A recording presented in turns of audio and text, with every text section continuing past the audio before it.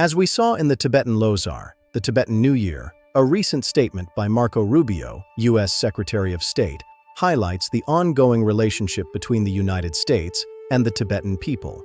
In his February 17, 2026 press statement, Secretary Rubio extended warm wishes to all those celebrating Losar and reaffirmed the United States' commitment to supporting the unalienable rights of Tibetans.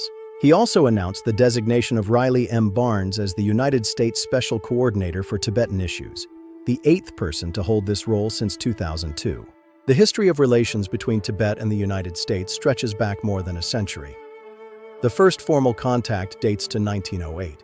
William Woodville Rockhill, then the U.S. ambassador to China and fluent in Tibetan, met the 13th Dalai Lama in Manchuria.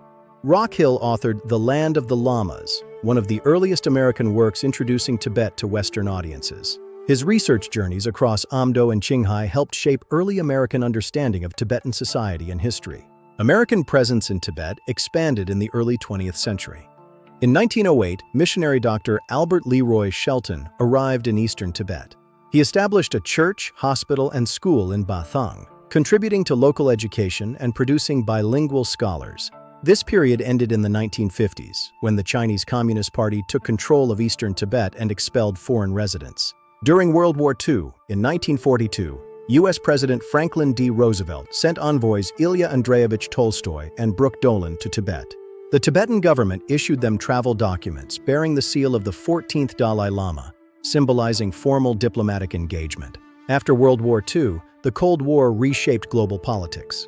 Since the 1950s, the United States has supported the rights and welfare of Tibetans. Over time, U.S. policy shifted toward encouraging a peaceful political resolution of the Tibet issue. Successive American administrations and bipartisan legislation have continued to address Tibet and support communities in exile. In recent years, U.S. attention has intensified with legislation like the 2024 Tibet-China Conflict Resolution Act. This act affirms the importance of protecting Tibetan cultural and religious identity and rejects disinformation. The focus seen in Secretary Rubio's message reflects a relationship that has evolved over 118 years. It is a history shaped by diplomacy, cultural exchange, and continuing dialogue about rights, identity, and the future of the Tibetan people.